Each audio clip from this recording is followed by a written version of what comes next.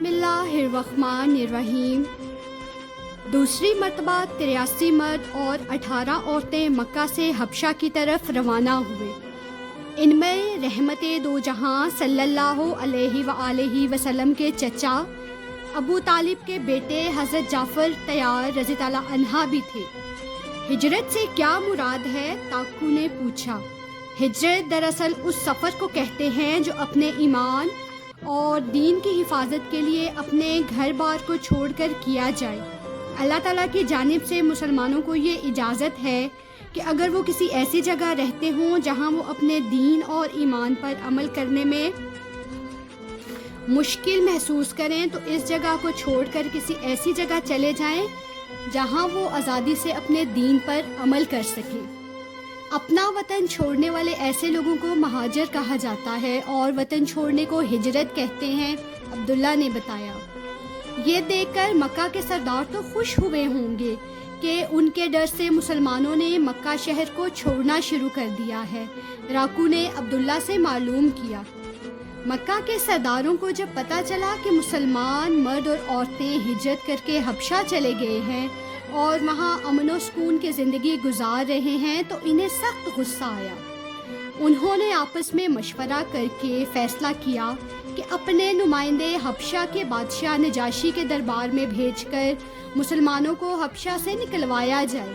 اس مقصد کے لیے انہوں نے عبداللہ بن ربیعہ اور عمرو بن عاص کو بہت سے تحفے دے کر مکہ ملک حبشہ بھیجا۔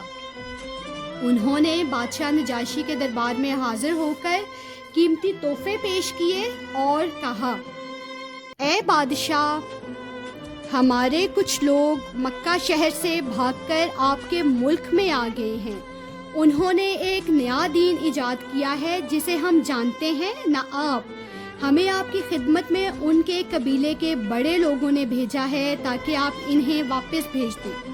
کیا نجاشی بادشاہ نے مکہ شہر سے ہجرت کرنے والے مرد اور عورتوں کو ان کے ساتھ واپس بھیج دیا؟ باکو نے پوچھا۔ نجاشی بہت انصاف پسند تھا۔ اس نے عبداللہ بن ربیعہ اور عمرو بن عاص کی باتیں سن کر جواب دیا کہ جب تک میں مکہ سے آنے والے لوگوں سے بات نہ کر لوں اس وقت تک انہیں تمہارے حوالے نہیں کر سکتا۔ نجاشی نے مکہ سے ہجرت کر کے آنے والوں کو اپنے دربار میں طلب کیا اور پوچھا کہ تم لوگوں نے وہ کون سا دین اختیار کیا ہے جس کی وجہ سے تمہیں اپنا ملک چھوڑنا پڑا اور میرے دین میں بھی داخل نہیں ہوئے۔ یہ سن کر ان سب کی طرف سے رحمت دو جہاں صلی اللہ علیہ وآلہ وسلم کے چچا زاد حضرت جعفر طیار رضی اللہ عنہ نے یہ تقریر کی، اے بادشاہ، ہم جاہل تھے، مردار کھاتے تھے، بتوں کی پوجا کرتے تھے۔ ہم میں سے جو لوگ طاقتور تھے وہ کمزوروں کا حق دبا لیتے تھے۔ پڑوسیوں کو تنگ کرنا ہمارا معمول تھا، ان سے بدسلوکی کر کے ہم خوش ہوتے تھے، دوسروں کی برائیاں کرتے تھے، رشتہ داروں سے تعلق توڑتے تھے۔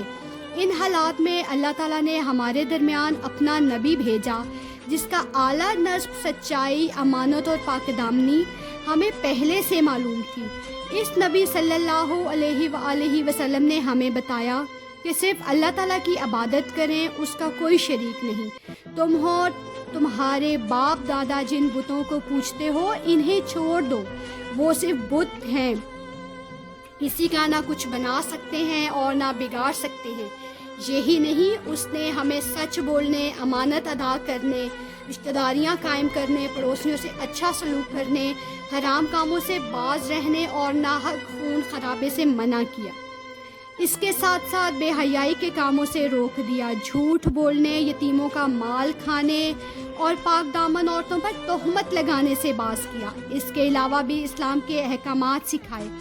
ہم نے اس پیغمبر کو سچا جانا اور اسلام قبول کر لیا۔ جب ہم لوگوں نے اتنی اچھی باتوں پر عمل شروع کیا تو مکہ کے سردار اور ان کے ہاں میں ہاں ملانے والے لوگ ہماری جان کے دشمن بن گئے۔ اس لیے ہم سورہ مریم کی چند آیات تلاوت کی۔ نجاشی بادشاہ حضرت عیسیٰ علیہ السلام کا پیروکار تھا اور عربی زبان اچھی طرح جانتا تھا، اس لیے وہ یہ آیت سن کر بہت متاثر ہوا اور اس قدر رویا کہ اس کی داڑھی تر ہو گئی۔ پھر کہنے لگا یہ کلام اور وہ کلام جو عیسیٰ علیہ السلام لے کر آئے تھے دونوں ایک ہی تاکے شمع سے نکلے ہوئے ہیں۔ ان قریشی نمائندوں کا کیا بنا؟ شاکو نے سوال کیا۔ نجاشی نے ان سے کہا تم لوگ لوٹ جاؤ، اللہ کی قسم میں ان لوگوں کو تمہارے حوالے نہیں کروں گا اور نہ ان کے خلاف یہاں کوئی چال چل سکتی ہے۔ عبداللہ نے جواب دیا کیا وہ مکہ واپس چلے آئے؟ راکو نے پوچھا نہیں، وہ مکہ نہیں آئے، دوبارہ لوٹ آئے۔ دوسرے دن عمرو بن عاص نے ایک اور تدبیر اختیار کی جو پہلے سے زیادہ خطرناک تھی۔ وہ ایک بار پھر نجاشی کے دربار میں حاضر ہوئے اور اس سے کہا اے بادشاہ آپ ان سے پوچھیں کہ یہ عیسیٰ علیہ السلام کے بارے میں کیا کہتے ہیں۔ اس پر نجاشی نے مسلمانوں کو بلوایا اور عیسیٰ علیہ السلام کے متعلق دریافت کیا تو حضرت جعفر رضی اللہ عنہ نے جواب دیا ہمارے نبی اور وہ کلمہ ہے جس سے اللہ تعالیٰ نے کنواری پاک دامن مریم علیہ السلام کی طرف بھیجا تھا۔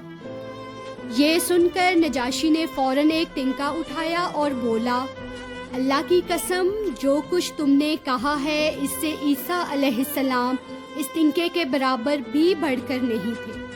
پھر اس نے مسلمانوں سے کہا تم جہاں چاہو امن سے رہو، کسی نے اگر تمہیں گالی دی تو اس پر تاوان لگایا جائے گا۔ مجھے گوارا نہیں ہے کہ تم میں سے کسی کو تنگ کروں اور اس کے بدلے مجھے سونے کا پہاڑ مل جائے۔ حضرت جعفر رضی اللہ عنہ سے گفتگو کے بعد نجاشی نے مکہ کے سرداروں کی جانب سے بھیجے جانے والے نمائندوں عبداللہ بن ربیعہ اور عمرو بن عاص کو کیا جواب دیا؟ یہ سوال سردار نے پوچھا۔ نجاشی بادشاہ نے حضرت جعفر رضی اللہ عنہ کی باتیں سن کر اپنے حاشیہ نشینوں سے کہا مکہ کے سرداروں کے نمائندوں کو ان کے تحفے واپس کر دو، مجھے ان کی کوئی ضرورت نہیں ہے، نہ ہم مہاجرین کو ان کے حوالے کر سکتے ہیں۔ جب مکہ کے سرداروں کے نمائندے نجاشی بادشاہ کے دربار سے ناکام و مراد ہو کر واپس مکہ پہنچے تو پھر کیا ہوا؟ تاکو نے پوچھا۔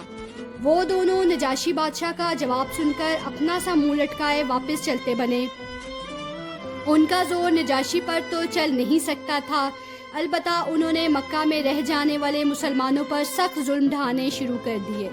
ظلم و جبر کا یہ سلسلہ پوری شدت سے جاری تھا کہ مسلمانوں کے لیے دو خوشی بھرے واقعات رونما ہوئے۔ راکو نے جلدی سے پوچھا وہ خوشی بھرے لمحات و واقعات کون سے ہیں؟ پہلا واقعہ رحمت دو جہاں صلی اللہ علیہ وآلہ وسلم کے چچا حمزہ رضی اللہ عنہ کے اسلام قبول کرنے کا ہے۔ حضرت حمزہ قریش کے سب سے طاقتور اور مضبوط جوان تھے۔ ان کے اسلام قبول کرنے کا سبب یہ بنا کہ ایک روز ابو جہل صفا پہاڑ کے نزدیک رحمت دو جہاں صلی اللہ علیہ وآلہ وسلم کے پاس سے گزرا تو آپ کو تکلیف پہنچانے کے ساتھ برا بھلا کہنے لگا۔ آپ خاموش رہے اور اسے کوئی جواب نہ دیا۔ اس بدبخت نے ایک پتھر اٹھا کر آپ کے سر پر دے مارا جس سے آپ کے سر مبارک پر سخت چوٹ آئی اور خون بہنے لگا۔ قریش کے ایک اور سردار عبداللہ بن جودان کی ایک لونڈی صفا پہاڑ پر واقع اپنے مکان سے یہ سارا منظر دیکھ رہی تھی۔ حضرت حمزہ رضی اللہ عنہ کو شکار کا بہت شوق تھا، اس لیے وہ اکثر گھر سے باہر رہتے تھے۔ چنانچہ جب وہ گھر آئے تو اس لونڈی نے یہ سارا واقعہ انہیں سنایا۔ حضرت حمزہ رضی اللہ عنہ غصے سے بھڑک اٹھے۔ انہوں نے تہیہ کر لیا کہ جو ہی ابو جہل کا سامنا ہوگا وہ اس کی مرمت کر دیں گے۔ چنانچہ وہ ایک لمحہ رکے بغیر دوڑتے ہوئے مسجد حرام آئے اور سیدھے ابو جہل کے سر کے پاس کھڑے ہو گئے۔ اسے برا بھلا کہنے کے بعد فرمانے لگے اے بزدل تو میرے بھتیجے کو گالی دیتا ہے، آج سے میں نے اس کا دین قبول کر لیا ہے، اگر کر سکتے ہو تو مجھ پر نکتہ چینی کرو۔ اس کے بعد روز سے اس کے سر پر کمان مار کر اس کا سر شدید زخمی کر دیا۔ اس واقعے کے بعد مکہ والوں کو سمجھ آ گئی کہ رحمت دو جہاں صلی اللہ علیہ وآلہ وسلم کو اب قوت اور حمایت حاصل ہو گئی ہے۔ حضرت حمزہ رضی اللہ عنہ اب ضرور اپنے بھتیجے کا دفاع کریں گے۔ چنانچہ وہ رسول اللہ صلی اللہ علیہ وآلہ وسلم کو جو تکلیفیں دیتے تھے اس سے بہت حد تک محتاط ہو گئے۔ خوشی بھرا دوسرا واقعہ کیا ہے؟ ساگو نے پوچھا۔ یہ واقعہ مکہ کے خاندان بنو عدی کے ایک جوان کے اسلام قبول کرنے کا تھا۔ اس جوان کی بہادری اور شہزوری کی دھوم اور شہرت پورے عرب میں پھیلی ہوئی تھی۔ وہ جوان مسلمانوں کی مخالفت میں ہر وقت پیش رہتا تھا۔ یہ جوان حضرت حمزہ رضی اللہ عنہ کے اسلام لانے کے صرف 3 دن بعد رحمت دو جہاں صلی اللہ علیہ وآلہ وسلم کی اللہ تعالیٰ سے کی گئی دعاؤں کے نتیجے میں مسلمان ہو گیا۔ اس جوان کا نام کیا تھا اور وہ دعا کیا تھی؟ باقو نے پوچھا۔ اس جوان کا نام عمر بن خطاب تھا۔ رحمت دو جہاں صلی اللہ علیہ وآلہ وسلم نے اللہ سے دعا کی، اے اللہ، عمر بن خطاب اور ابو جہل بن ہشام میں سے جو شخص تیرے ہاں زیادہ محبوب ہے اس کے ذریعے سے اسلام کو قوت عطا فرما۔ اللہ تعالیٰ نے اپنی نبی کی دعا قبول فرمائی اور حضرت عمر رضی اللہ عنہ مسلمان ہو گئے۔ اللہ کے ہاں ان دونوں میں سے زیادہ محبوب حضرت عمر رضی اللہ عنہ تھے۔ عمر بن خطاب اور حمزہ رضی اللہ عنہ جیسے جری اور بہادر جوانوں کے اسلام قبول کرنے سے تو سرداران مکہ کی ہمت جواب دے گئی ہوگی۔ راکو نے پوچھا۔ حضرت عمر بن خطاب اور حمزہ رضی اللہ عنہ کے اسلام لانے کے بعد مسلمانوں کی قوت میں اگرچہ اضافہ ہو گیا تھا اور وہ خانہ کعبہ میں نمازیں بھی پڑھنے لگتے تھے، لیکن مکہ کے سردار اپنی چالوں سے باز نہ آئے۔ انہوں نے باہم مل کر فیصلہ کیا کہ بنو ہاشم کے لوگ جنہوں نے محمد صلی اللہ علیہ وآلہ وسلم کا دین قبول کر لیا ہے ان کے ساتھ بول چال بند کر دی جائے، ان کے ساتھ کسی قسم کا کوئی تعلق نہ رکھا جائے، یہاں تک کہ ان کے ہاتھ نہ کوئی چیز فروخت کی جائے نہ خریدی جائے۔ یہ فیصلہ کر کے مکے کے سرداروں نے اسے تحریری صورت میں خانہ کعبہ کی دیوار کے ساتھ لٹکا دیا۔ بخیس بن عامر نے لکھا اور ابو جہل، ابو لہب، امیہ بن خلف، ولیدہ بن مغیرہ اور عاص بن وائل جیسے سرداران مکہ نے اس کی بھرپور تائید کی۔ یہ ساری صورتحال دیکھ کر رحمت دو جہاں صلی اللہ علیہ وآلہ وسلم کے چچا ابو طالب سمجھ گئے کہ سرداران مکہ اپنی ہر چال میں ناکامی کے بعد اونچے ہتھ کنڈوں پر اتر آئے ہیں۔ سردار ابو طالب نے اس سنگین صورتحال کے پیش نظر اپنے خاندان کے تمام لوگوں کو اکٹھا کر کے مشورہ کیا کہ مناسب یہی ہے کہ بنو ہاشم کے تمام لوگ مکہ شہر سے کسی ایسی محفوظ جگہ پر چلے جائیں جہاں سرداران مکہ کی جانب سے کسی قسم کے نقصان کا اندیشہ نہ ہو۔ بنو ہاشم کے لوگ مکہ چھوڑ کر کس جگہ گئے؟ باقو نے سوال کیا۔ بنو ہاشم کے تمام لوگ مکہ کے ایک قریشی پہاڑ کی گھاٹی پر چلے گئے جو خاندان کے سربراہ ابو طالب کی مناسبت سے شیب ابی طالب کے نام سے مشہور تھی۔ اس گھاٹی میں پناہ لینے کی ایک وجہ تو یہ تھی کہ اس کے مالک ابو طالب تھے، اس کے علاوہ یہ جگہ اتنی محفوظ تھی کہ کوئی اچانک حملہ کر کے انہیں نقصان نہیں پہنچا سکتا تھا۔ بنو ہاشم کے ساتھ ایک اور خاندان بنو مطلب بھی اس گھاٹی میں آ گیا۔ بنو ہاشم اور بنو مطلب نے ابو طالب کا بھرپور ساتھ دیا۔ سب کے سب گھاٹی میں چلے آئے۔ فرق صرف یہ تھا کہ مسلمانوں نے دین کی وجہ سے گھاٹی کو آباد کیا اور ان کے عزیز جو ان کے ساتھ آئے تھے انہوں نے خاندانی اور نسبی تعلق نبھایا۔ البتہ ان خاندانوں کے جو لوگ کافر سرداروں کے حامی تھے وہ اس گھاٹی میں نہ آئے۔ ابو طالب اور ان کے خاندان شیب ابی طالب میں پناہ لینے کے بعد کیا ہوا؟ ساگو نے پوچھا۔ سرداران مکہ بہت خوش تھے کہ ہمارا منصوبہ کامیاب ہو گیا۔ ان کا خیال تھا کہ اب تمام لوگ ان سے ملنا چھوڑ دیں گے اور کھانے پینے کی کوئی بھی چیز نہیں ملے گی، تو وہ گھبرا کر محمد صلی اللہ علیہ وآلہ وسلم کا ساتھ چھوڑ کر ہم سے آ ملیں گے۔ سردار مکہ نے بھرپور کوشش کی کہ بنو ہاشم سے بائیکاٹ کیا جائے۔